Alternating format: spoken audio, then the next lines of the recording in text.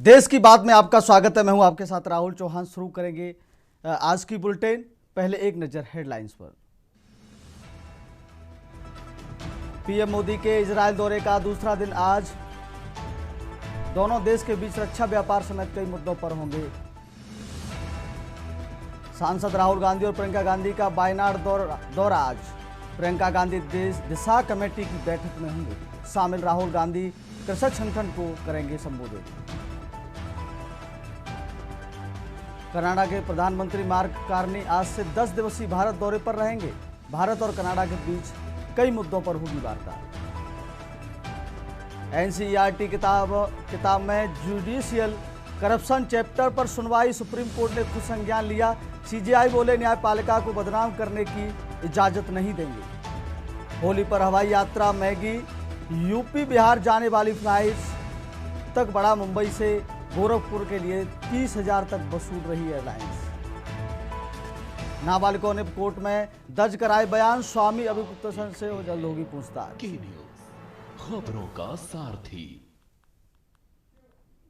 Delhi PM Modi के Israel दौरे का आज दूसरा दिन आज दोनों देशों के बीच द्विपक्षीय बातचीत होगी। प्रधानमंत्री और इजरायली पीएम नेतन्याहू की होगी वार्ता। दोनों देशों के बीच रक्षा व्यापार समेत कई मुद्दों पर समझौते होंगे।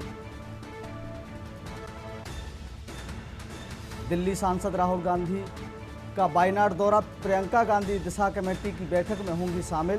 प्रियंका गांधी दिव्यांगों को वितरित करेंगी उपकरण। राहुल और प्रियंका कई विकास योजनाओं का करेंगे उद्घाटन। राहुल गांधी केरल में कृषक संगठन को करेंगे संबोधित।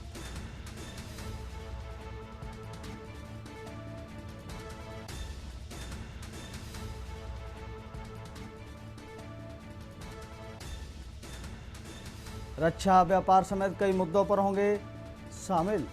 दिल्ली पीएम मोदी के इजरायल दौरे का दूसरा दिन आज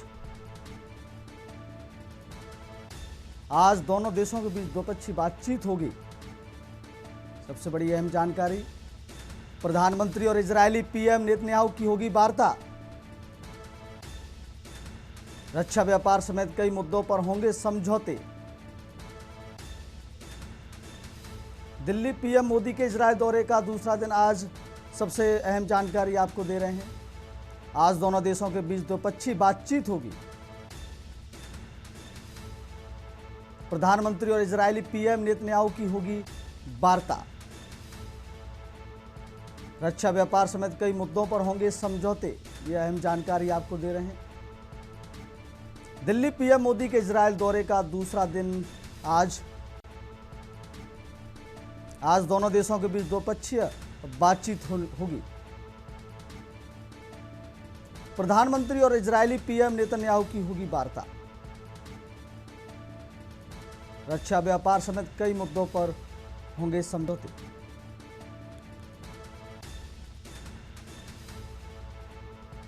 दिल्ली पीएम मोदी के इजरायल दौरे पर आज दोनों देशों के बीच द्विपक्षीय बातचीत होगी। प्रधानमंत्री और इजरायली पीएम नेतन्याहू की होगी वार्ता।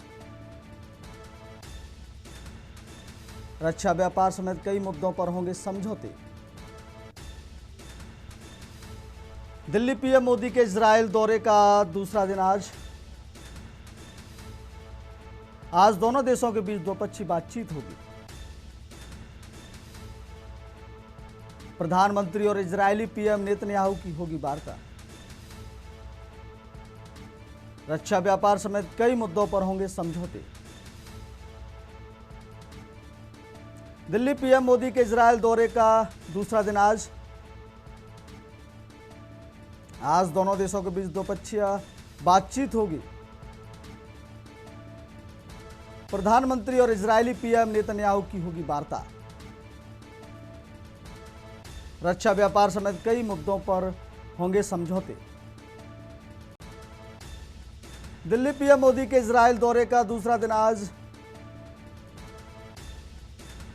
दोनों देशों के बीच द्विपक्षीय बातचीत होगी। प्रधानमंत्री और इजरायली पीएम नेतन्याहू की होगी वार्ता। रक्षा व्यापार समेत कई मुद्दों पर होंगे समझौते। दिल्ली पीएम मोदी के इजरायल दौरे का दूसरा दिन आज दोनों देशों के बीच द्विपक्षीय बातचीत होगी।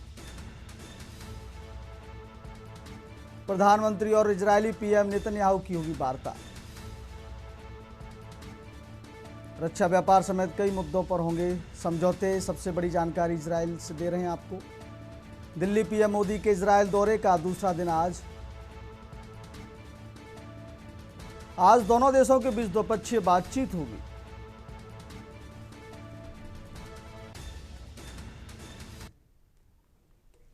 अब बात करते हैं खबरों की। खबर दिल्ली से है। दिल्ली सांसद राहुल गांधी और प्रियंका गांधी का वायनाड दौरा।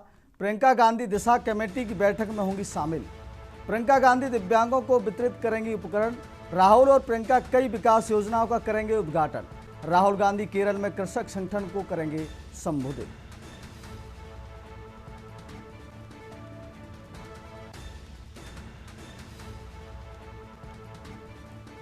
खबर रायपुर से है। छत्तीसगढ़ विधानसभा का चौथा दिन आज होगी सदन में 2026-27 की आय व्यय पर चर्चा। सामान्य चर्चा में विधायक बजट पर देंगे सुझाव। जी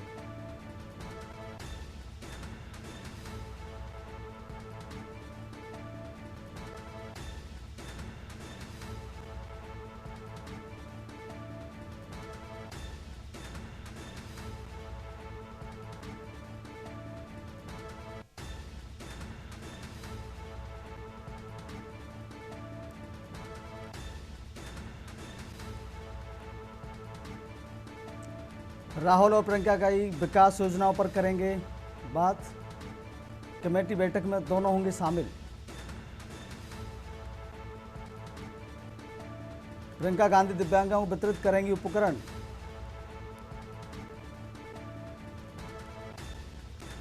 दिल्ली सांसद राहुल गांधी और प्रियंका गांधी का वायनाड दौरा। प्रियंका गांधी दिशा कमेटी की बैठक में होंगी शामिल। प्रियंका गांधी दिव्यांगों को वितरित करेंगी उपकरण। राहुल और प्रियंका कई विकास योजनाओं का करेंगे उद्घाटन। राहुल गांधी केरल में कृषक संगठन को करेंगे संबोधित।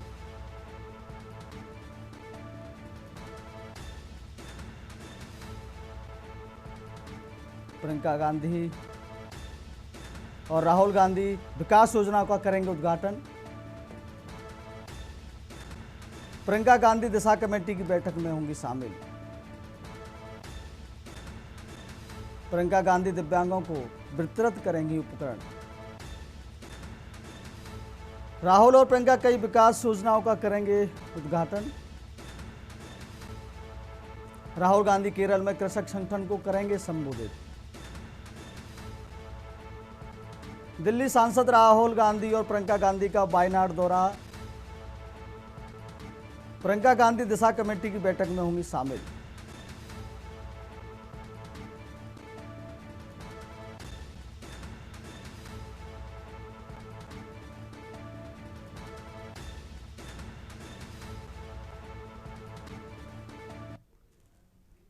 खबर रायपुर छत्तीसगढ़ विधानसभा का चौथा दिन आज होगी सदन में 2026-27 की आय व्यय पर चर्चा। सामान्य चर्चा में विधायक बजट पर देंगे सुझाव। सभापति विक्रम उसेंडी सदन में प्रथम प्रतिवेदन प्रस्तुत करेंगे। सभापति विक्रम उसेंडी सदन में प्रथम प्रतिवेदन प्रस्तुत करेंगे। रायपुर छत्तीसगढ़ विधानसभा का चौथा दिन आज होगी सदन में 2026-27 की आय व्यय पर चर्चा। सामान्य चर्चा में विधायक बजट पर देंगे सुझाव। सभापति विक्रम उसेंडी सदन में प्रथम प्रतिवेदन प्रस्तुत करेंगे। रायपुर छत्तीसगढ़ विधानसभा का चौथा दिन आज होगी सदन में 2026-27 की आय व्यय पर चर्चा। सामान्य चर्चा में विधायक बजट पर देंगे सुझाव। सभापति विक्रम उसेंडी सदन में प्रथम प्रतिवेदन प्रस्तुत करेंगे। रायपुर छत्तीसगढ़ विधानसभा का चौथा दिन आज होगी सदन में 2026-27 की आय व्यय पर चर्चा। सामान्य चर्चा में विधायक बजट पर देंगे सुझाव। सभापति विक्रम उसेंडी सदन में प्रथम प्रतिवेदन प्रस्तुत करेंगे। रायपुर छत्तीसगढ़ विधानसभा का चौथा दिन आज, अहम जानकारी दे रहे हैं। आज होगी सदन में 2026-27 की आय व्यय पर चर्चा। सामान्य चर्चा में विधायक बजट पर देंगे सुझाव। सभापति विक्रम उसेंडी सदन में प्रथम प्रतिवेदन प्रस्तुत करेंगे। रायपुर छत्तीसगढ़ विधानसभा का चौथा दिन आज होगी सदन में 2026-27 की आय व्यय पर चर्चा। सामान्य चर्चा में विधायक बजट पर देंगे सुझाव।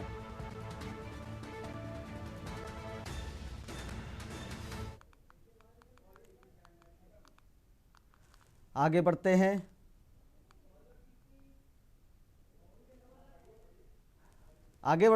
पौड़ी जिले आबकारी विभाग ने होली पर्व पर अवैध शराब की तस्करी पर रोक लगाने के लिए चेकिंग अभियान तेज कर दिया है। विभाग के अनुसार अवैध शराब की तस्करी पर रोक लगाने के लिए चेकिंग अभियान चलाने के लिए विभिन्न टीमों का गठन किया गया है। जिला आबकारी अधिकारी तपन पांडे ने बताया कि होली पर्व पर अवैध शराब की तस्करी पर रोक लगाने के लिए चेकिंग अभियान तेज कर दिया है। बताया कि कोटद्वार, लक्ष्मण झूला सहित आदि स्थानों में टीमों को तैनात कर दिया गया है। वहीं 4 सर्किल में टीम की तैनाती की गई है। बताया कि इस महीने शराब की दुकानों की 40 चालान भी किए गए हैं। वहीं आबकारी अधिकारी ने बताया कि नए वित्तीय वर्ष के लिए शराब की दुकानों के नवीनीकरण की प्रक्रिया भी शुरू कर दी गई है।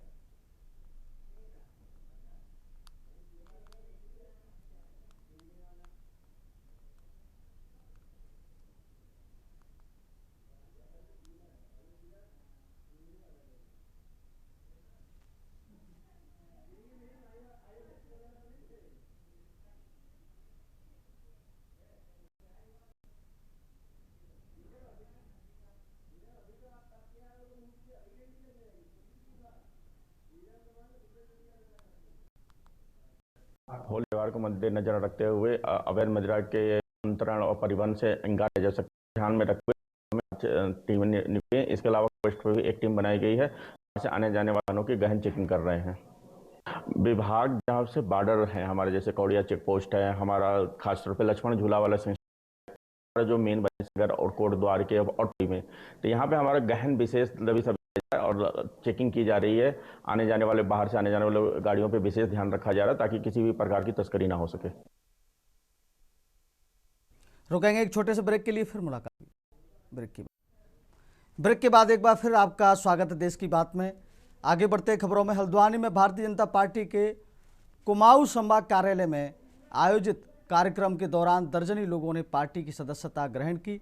इस मौके पर उत्तराखंड बीजेपी के प्रदेश अध्यक्ष महेंद्र सिंह भट्ट मौजूद रहे। प्रदेश अध्यक्ष की उपस्थिति में विभिन्न सामाजिक संगठनों और अन्य दलों से जुड़े लोगों ने सदस्यता ली। महेंद्र भट्ट ने कहा कि प्रधानमंत्री नरेंद्र मोदी और मुख्यमंत्री पुष्कर सिंह धामी के नेतृत्व में हो रहे विकास कार्यों और भाजपा की नीति से प्रभावित होकर लोग लगातार पार्टी से जुड़ रहे हैं। उन्होंने दावा किया कि उत्तराखंड में भाजपा लगातार तीसरी बार सरकार बनाने की ओर अग्रसर है। नए सदस्यों का स्वागत करते हुए महेंद्र भट्ट ने कहा कि संगठन में सभी को सम्मान और जिम्मेदारी दी जाएगी। कार्यक्रम में पार्टी पदाधिकारियों और कार्यकर्ताओं में उत्साह देखने को मिला, जबकि नए सदस्यों ने प्रदेश के विकास में योगदान देने की प्रतिबद्धता जताई।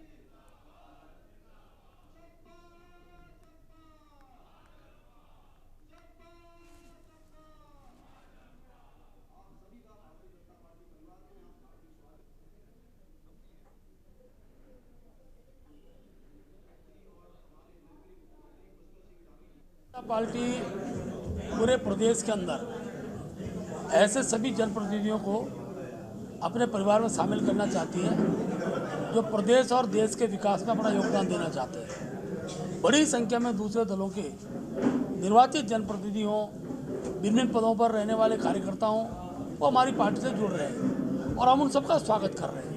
लोकसभा चुनाव से पहले भी बड़ी संख्या में दूसरे दलों के लोग भारतीय जनता पार्टी में आए।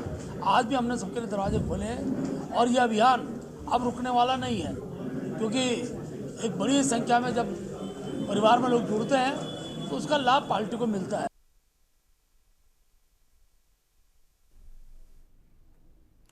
खबर रुड़की से है। रुड़की के गंगनहर कोतवाली क्षेत्र के पनियाला गांव से डॉक्टर अंबेडकर पार्क में बच्चों के बीच क्रिकेट खेलते समय मामूली झगड़ा हिंसा में बदल गया।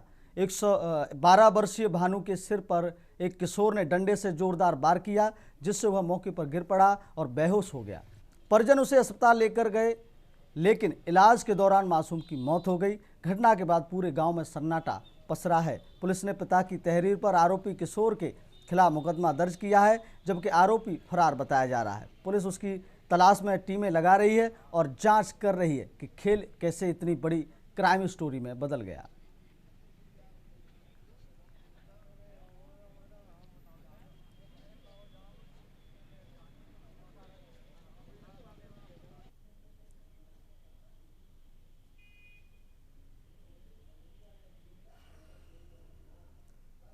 रुड़की में ये दर्दनाक हादसा है।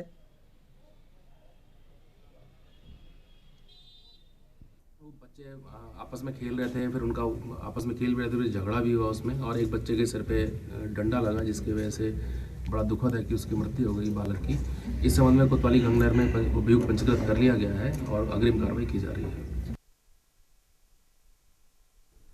खबर लश्कर से है, जहां वार्ड नंबर 8 की विवादित सरकारी रास्ते गल्ले की दुकान का राशन अटैक के बाद राशन डीलर कुलदीप की मौजूदगी में दूसरी दुकान पर शिफ्ट कर दिया गया। इस दौरान महिला राशन डीलर सुषमा ने आरोप लगाया कि राशन शिफ्ट करने का काम बिना उनकी जानकारी या अनुमति के किया गया और उन्होंने खाद्य पूर्ति निरीक्षक पर मिलीभगत कर भ्रष्टाचार करने का भी आरोप लगाया। उन्होंने कहा कि तहसीलदार संभागी की देखरेख में राशन की काउंटिंग कराई गई थी, लेकिन उन्हें कोई सूचना नहीं दी गई और उनका फ़ोन भी नहीं उठाया गया। राशन डीलर ने मामले को अदालत तक ले जाने की भी बात कही है।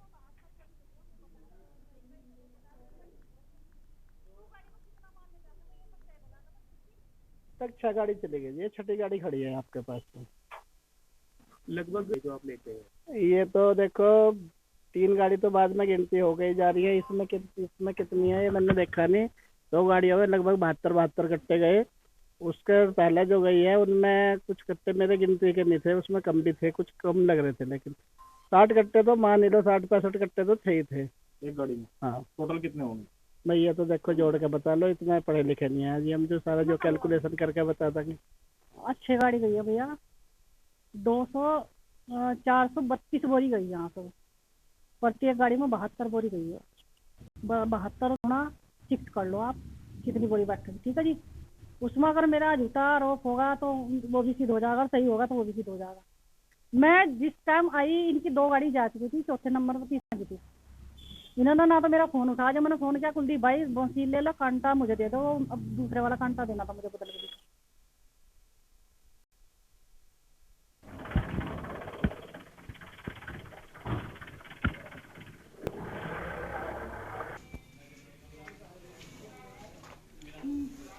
खबर बनबरसा से है, जहां भारत नेपाल सीमा स्थित शारदा केनाल क्षेत्र में शारदा नहर और हेडवर्क्स के विकास कार्यों को लेकर महत्वपूर्ण पहल हुई है। यूपी के बरेली से पहुंचे अधिशासी अभियंता राजीव कुमार सिंह ने स्थानीय अधिकारियों के साथ बैठक कर शारदा बैराज व केनाल क्षेत्र की भूमि के नक्शों का निरीक्षण किया। इस दौरान शारदा बैराज और नहर से जुड़े दर्जनों विकास कार्यों पर प्रस्ताव तैयार करने का निर्णय लिया गया।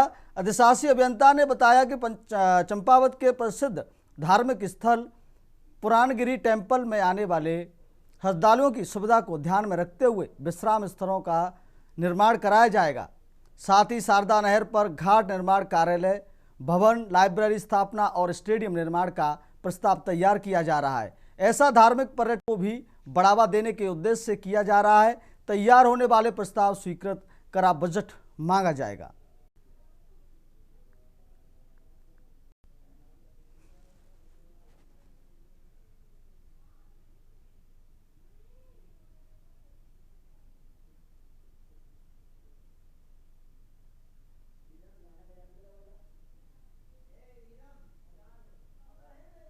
देखिए, ये बैराज 1920 से बनना स्टार्ट हुआ और 1928 में बन करके तैयार हुआ।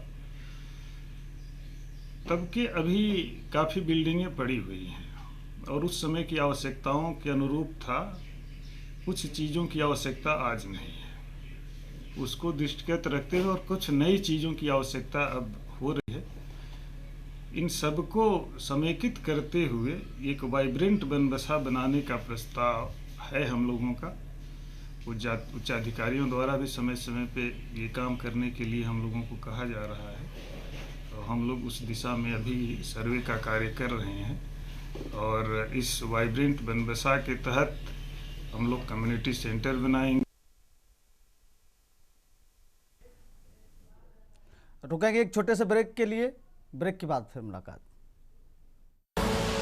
आपकी ब्रेक के बाद फिर आपका स्वागत है देश की बात में। अब बढ़ते हैं आगे खबरों में। देहरादून के पछवादून क्षेत्र में सरकारी जमीन पर अवैध कब्जे और बिना नक्शा पास कराए किए जा रहे निर्माणों के खिलाफ प्रशासन ने जीरो टॉलरेंस की नीति अपना ली है। शासन के सख्त आदेश के बाद आज तहसील प्रशासन और एमडीडीए की संयुक्त टीम ने भारी पुलिस बल के साथ बड़े एक्शन को अंजाम दिया। ईस्ट होप टाउन के लेकर शेरपुर तक अवैध साम्राज्य पर सरकारी बुलडोजर जमकर गरजा। विकास नगर और आसपास के क्षेत्रों में भूमाफियाओं के खिलाफ बड़ी कार्रवाई करते हुए तहसील प्रशासन ने ईस्ट होप टाउन में करीब 12 बीघा सरकारी भूमि को अतिक्रमण मुक्त कराया है।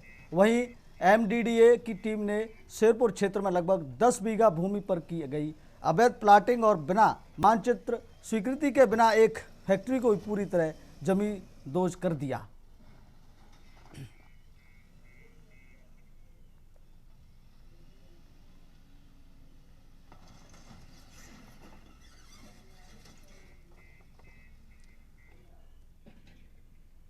रुड़की के सिविल लाइन कोतवाली क्षेत्र के गांव बेल्डा में युवक जमशेद पर रास्ते में घात लगाई दबंगों ने अचानक हमला कर दिया। लाठी डंडों से पीटे जाने के बाद युवक अधमरी हालत में जमीन पर गिर गया। यह पूरी वारदात पास के सीसीटीवी कैमरे में कैद हो गई, जिसमें अपराधियों की बेशर्मी साफ दिखाई दे रही है। स्थानीय लोगों का कहना है कि अपराधियों का हौसला इतना बुलंद है कि अब वे कैमरों से भी नहीं डरते। घायल युवक को गंभीर हालत में अस्पताल में भर्ती कराया गया है। उनके भाई जब्बार ने बताया कि इलाज जारी है और पुलिस को तहरीर देकर आरोपियों के खिलाफ कार्रवाई की मांग की गई है।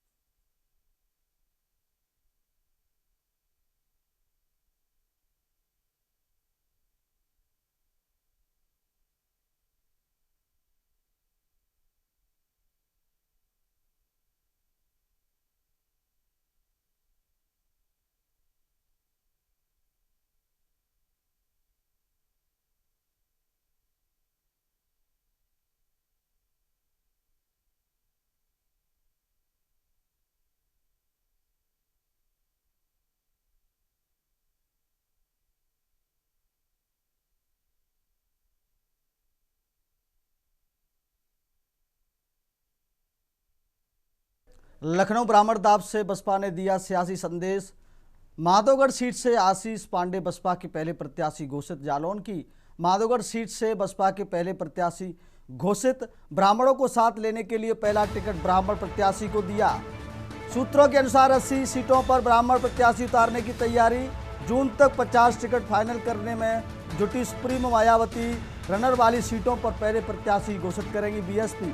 अप्रैल के अंतिम सप्ताह से प्रचार अभियान शुरू कर सकते हैं आकाश। प्रत्याशी घोषित होने वाली सीट पर करेंगे प्रचार।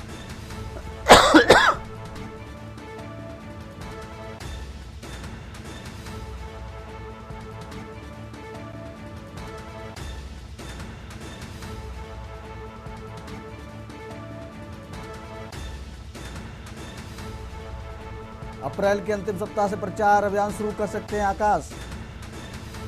जून तक 50 टिकट फाइनल करने में जुटी सुप्रीमो मायावती। रनर वाली सीटों पर पहले प्रत्याशी घोषित करेंगी बीएसपी। अप्रैल के अंतिम सप्ताह से प्रचार अभियान शुरू कर सकते हैं आकाश। प्रत्याशी घोषित होने वाली सीटों पर करेंगे प्रचार। लखनऊ ब्राह्मण दाव से बसपा ने दिया सियासी संदेश। माधोगढ़ सीट से आशीष पांडे बसपा के पहले प्रत्याशी घोषित।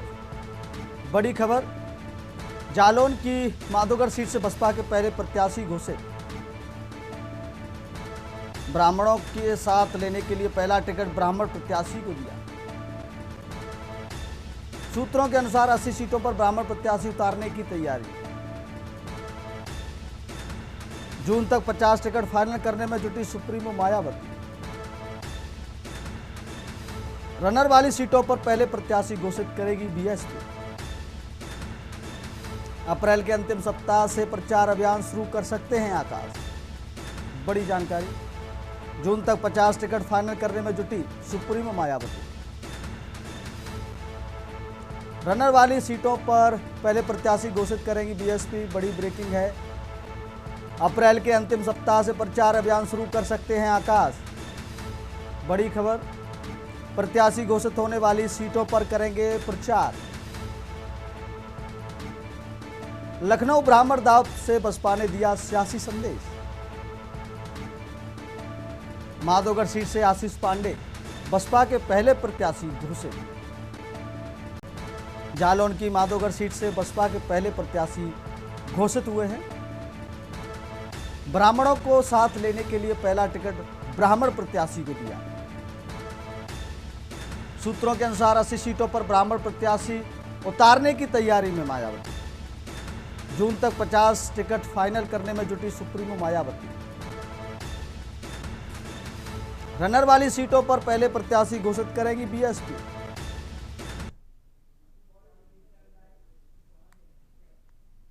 आगे बढ़ते हैं। लखनऊ प्रशासन के जीएमयू के मजारों को अभी नहीं हटाएगा। रमजान के महीने में नहीं होगी कार्रवाई। 28 फरवरी तक मजारों को हटाने का दिया गया था समय। रमजान में केजीएमयू प्रशासन कोई कार्रवाई नहीं करेगा। अब रमजान के बाद ही इस मामले में होगा फैसला।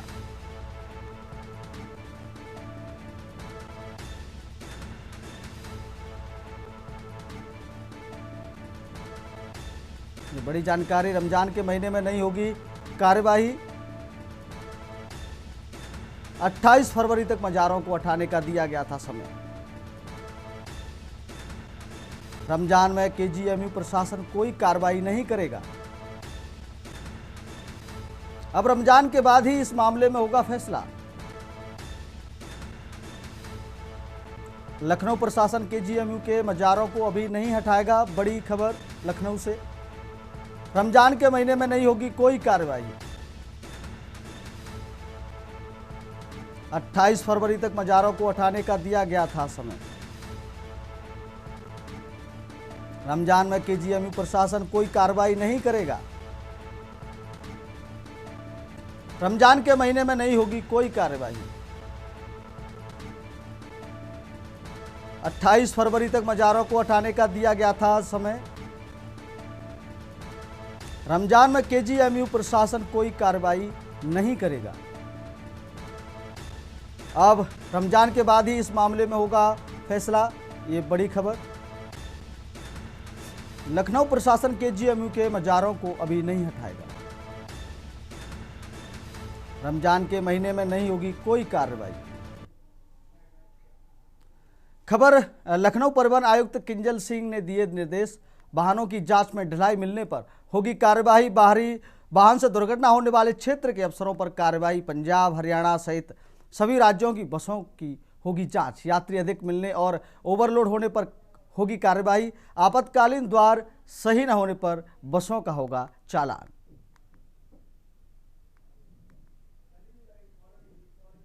कुशीनगर नायब तहसीलदार पर लगे गंभीर आरोप। तुमकहीराज तहसील में नायब तहसीलदार पर लगे आरोप। मुंशी से अपशब्द और जाति सूचक टिप्पणी का आरोप। जूता निकालकर मारने की कोशिश का भी आरोप। सीसीटीवी सामने आने के बाद अधिवक्ताओं में गुस्सा। बार संघ अध्यक्ष की मौजूदगी में वकील धरने पर बैठे। एसडीएम आकांक्षा मिश्रा ने जांच का दिया आश्वासन।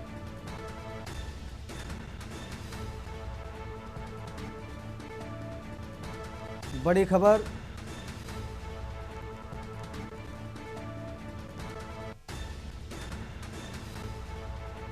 सीसीटीवी सामने आने के बाद अधिवक्ताओं में गुस्सा। बार संघ अध्यक्ष की मौजूदगी में वकील धरने पर बैठे। एसडीएम आकांक्षा मिश्रा ने जांच का दिया आश्वासन। कुशीनगर नायब तहसीलदार पर लगे गंभीर आरोप। तमकुही राज तहसील में नायब तहसीलदार पर लगे आरोप। मुंशी से अपशब्द और जाति सूचक टिप्पणी का आरोप। जूता निकालकर मारने की कोशिश का भी आरोप। जूता निकालकर मारने की कोशिश का भी आरोप लगा है। सीसीटीवी सामने आने के बाद अधिवक्ताओं में गुस्सा। बार संघ अध्यक्ष की मौजूदगी में वकील धरने पर बैठे।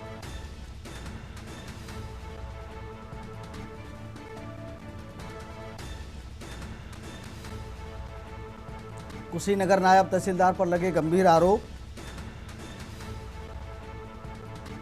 तमकुही राज तहसील में नायब तहसीलदार पर लगे आरोप।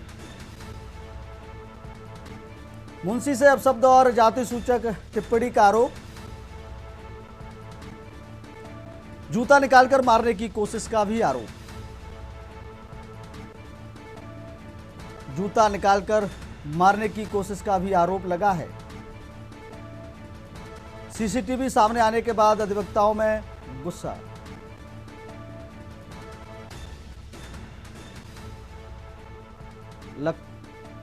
लखनऊ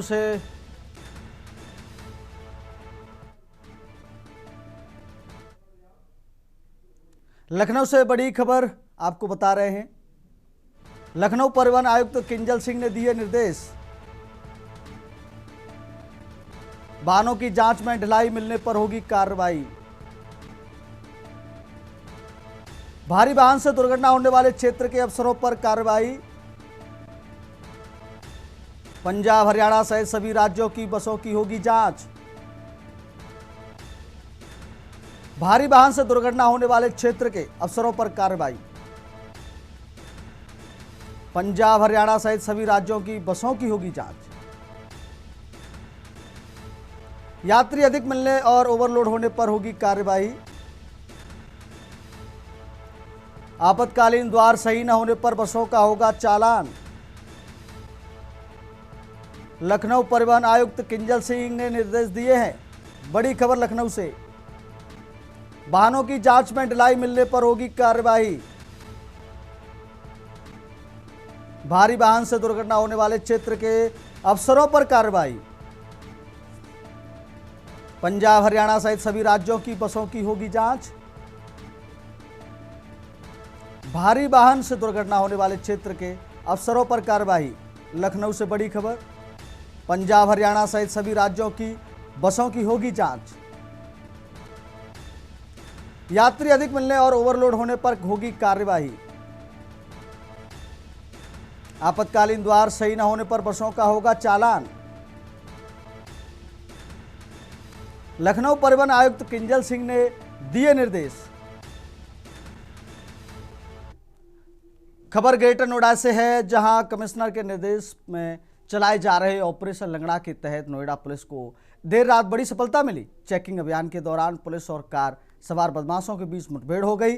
जवाबी कार्रवाई में पुलिस की गोली लगने से हत्या के मामले में वांछित 2 आरोपी बदमाश घायल हो गए। घटना इकोटेक थाना क्षेत्र के अंतर्गत इमलिया कट के समीप हुई। पुलिस ने मौके से एक कार और वारदात में प्रयुक्त 2 अवैध पिस्टल बरामद की हैं। घायल बदमाशों की पहचान सचिन और विपिन के रूप में हुई है, जो मूल रूप से बुलंदशहर और गौतम बुद्ध नगर के निवासी बताए जा रहे हैं। पुलिस के अनुसार दोनों आरोपी दिन दहाड़े एक युवक की गोली मारकर निर्मम हत्या करने के मामले में बातचीत चल रहे थे। मुठभेड़ के बाद दोनों घायलों को उपचार के लिए जिला अस्पताल में भर्ती कराया गया है। पुलिस आगे की विधिक कार्रवाई में जुटी है और मामले की विस्तृत जांच की जा रही है।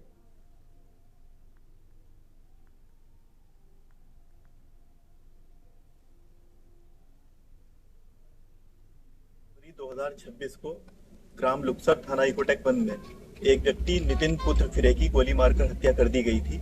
इस संबंध में थाना इकोटेक 1 पर अभियोग पंजीकृत हुआ था और घटना के अनावरण के लिए Ecotech 1 team, Tankaur team, Kasna team, Rabupura और जेवर टीम लगी गई थी। इनके साथ में स्वाट टीम और स्वाट टीम प्रभारी और ACP 3 और ACP 4 ADCP के निर्देशन में घटना के अनावरण के लिए लगातार प्रयास इसमें चल रहे थे। इस घटना के अनावरण के लिए अभी तक 4 अभियुक्त जो इसमें नामजद थे FIR में, उनको गिरफ्तार कर जेल भेजा जा चुका था।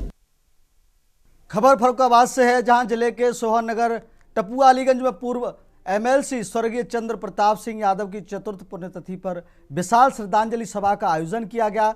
कार्यक्रम में उनके बड़े भाई और उत्तर प्रदेश के पूर्व कैबिनेट मंत्री चौधरी अवधपाल सिंह यादव सहित परिवारजनों, जनप्रतिनिधियों और विभिन्न दलों के नेताओं ने श्रद्धा सुमन अर्पित किए। सभा के दौरान पूर्व विधायक रामेश्वर सिंह यादव, रणजीत सिंह यादव, सुरजीत सिंह यादव, ऐश्वर्य अवध यादव, उद्योगपतियों, ग्राम प्रधानों और क्षेत्र के गणमान्य लोगों ने 2 मिनट का मौन रखकर दिवंगत आत्मा की शांति के लिए प्रार्थना की। सभी ने स्वर्गीय चंद्र प्रताप सिंह यादव के चित्र पर पुष्प अर्पित कर उन्हें भावभीनी श्रद्धांजलि दी। इस अवसर पर एक विशाल हवन यज्ञ का भी आयोजन किया गया, जिसमें चौधरी अवधपाल सिंह यादव, रामविलास सिंह यादव, सुरजीत सिंह यादव और अन्य परिजनों ने आहुतियां देकर श्रद्धांजलि अर्पित की। हवन के उपरांत चौधरी अवधपाल सिंह यादव ने अपने पिता पूर्व विधायक स्वर्गीय चौधरी लटूरी सिंह यादव की प्रतिमा पर माल्यार्पण कर नमन किया। इसके बाद परिजनों व उपस्थित लोगों ने भी प्रतिमा पर माल्यार्पण कर श्रद्धांजलि दी।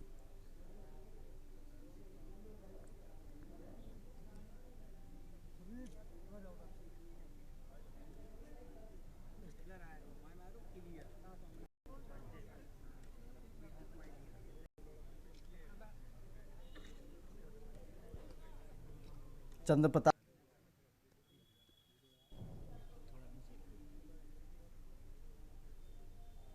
हमारे छोटे भाई चंद्र प्रताप सिंह यादव की आज चौथी पुण्यतिथि है और पुण्यतिथि हम लोग अच्छे लोगों की मनाते हैं ताकि समाज में उनके प्रति एक संदेश जाता रहे कि समाज के लिए उन्होंने किया है।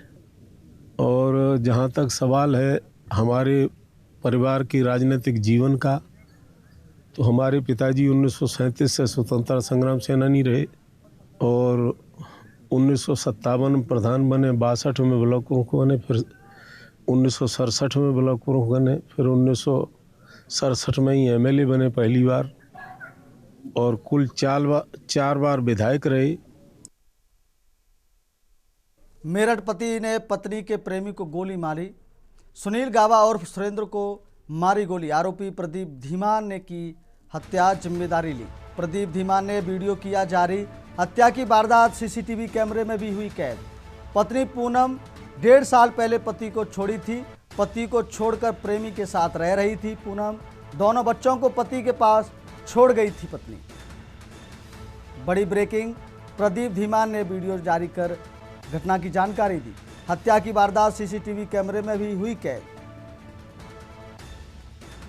पत्नी पूनम 1.5 साल पहले पति को छोड़ी थी। पति को छोड़कर प्रेमी के साथ रह रही थी पूनम। दोनों बच्चों को पति के पास छोड़ गई थी पत्नी। मेरठ पति ने पत्नी के प्रेमी को गोली मारी।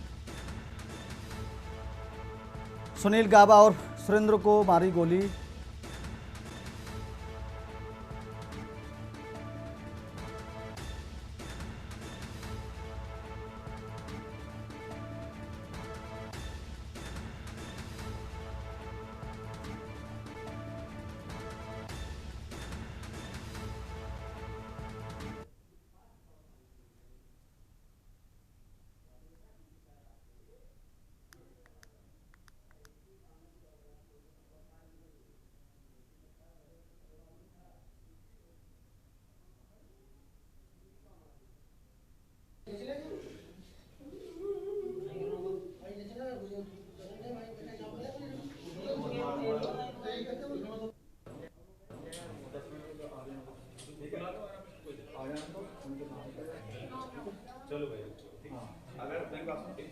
आज थाना भैंसमा के रामराज इलाके में एक व्यक्ति को गोली लगने की सूचना प्राप्त हुई थाने पर। इसमें तत्काल ही संज्ञान लिया गया। वह थाने की टीम मौके पर पहुंची।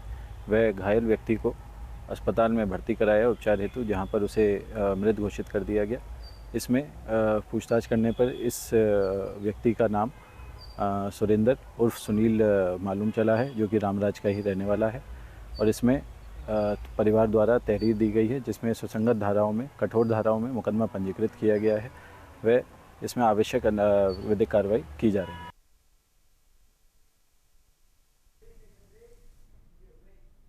रुकेंगे एक छोटे से ब्रेक के लिए, फिर मिलते हैं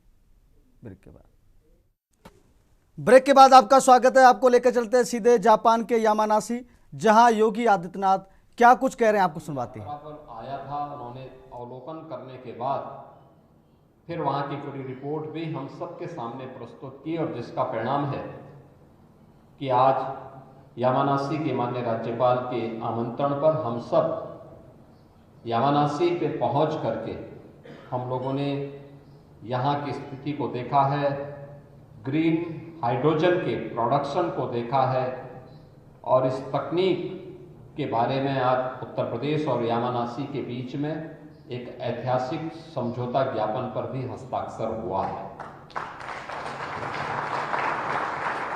उत्तर प्रदेश के उच्च तकनीकी संस्थान से जुड़े हुए छात्र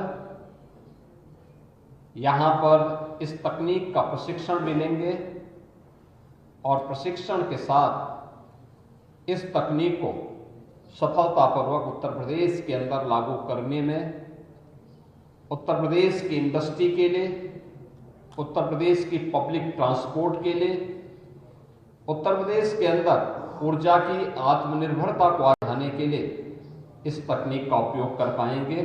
और इस तकनीक को हम लोग प्रधानमंत्री मोदी जी के नेट जीरो के लक्ष्य को प्राप्त करने की दिशा में यह एक बड़ी महत्वपूर्ण पहल हो सकती है।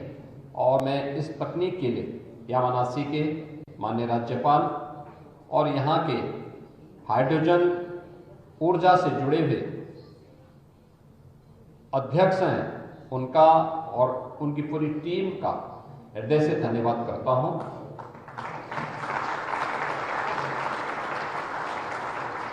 मित्रों, जीवन में प्रोएक्टिव रोल का क्या महत्व होता है, ये हम इस बात को देख सकते हैं कितना महत्वपूर्ण होता है।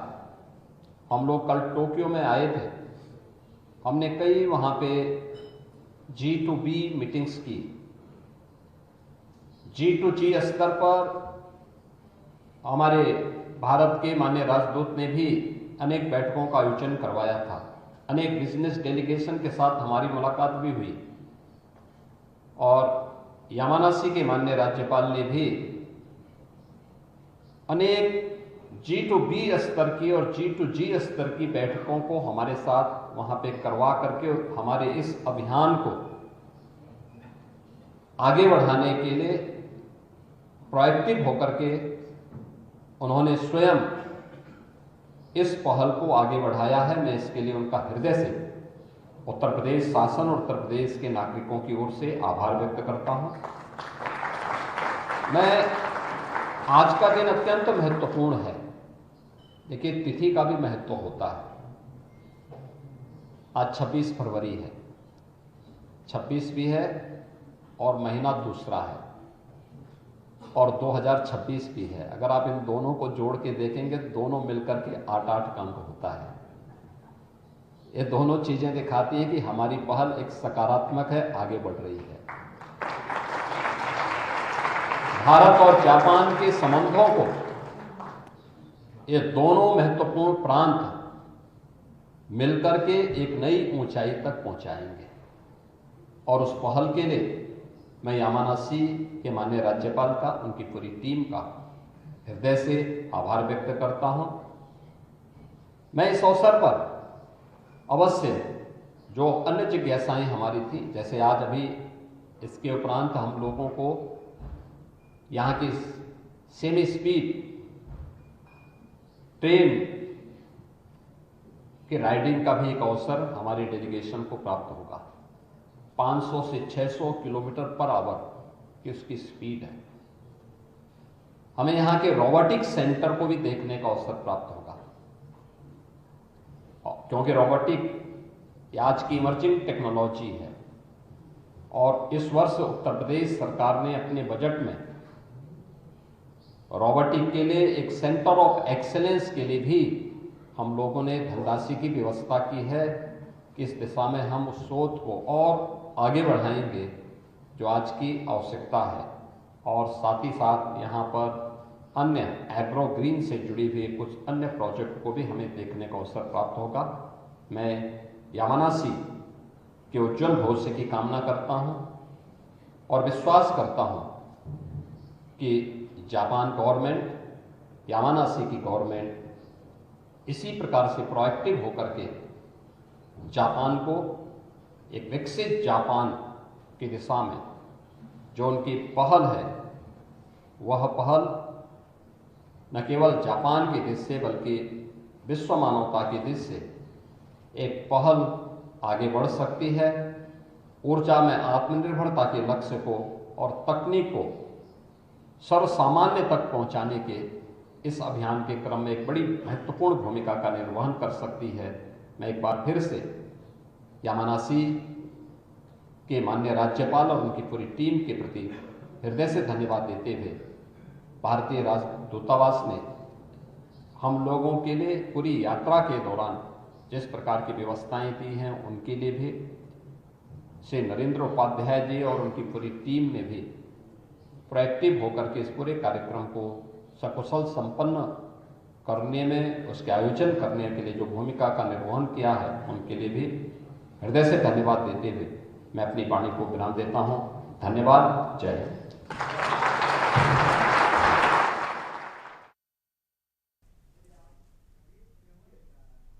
तो आपने सुना जापान के यामानासी से योगी जी लाइव थे। क्या कुछ कह रहे थे योगी जी? यामानासी से G2 स्तर की बैठकों करवा करके जो विकास की अभियान है उसको बढ़ा रहे हैं, जो निवेश होने जा रहा है उत्तर प्रदेश में, उसके लिए धन्यवाद बोल रहे हैं। खबरों में फिलहाल इतना ही। बने रहिए, देखते रहिए देश की बात। आप देख रहे हैं के न्यूज़, खबरों का